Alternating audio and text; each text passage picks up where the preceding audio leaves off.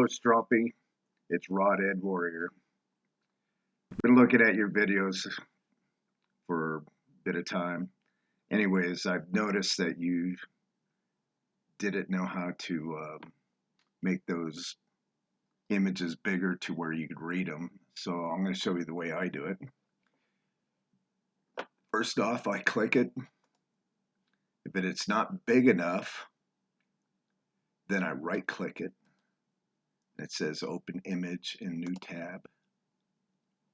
And there you go. And if you still want it bigger, I think, see this, if you click it once, it'll go a little bit. But here's how you really make it big. You go to the three, if you're in Chrome, you go to the three dots right here. I'm sure other browsers will have something else. But it's customized and there's your zoom. Get it as big as you need it.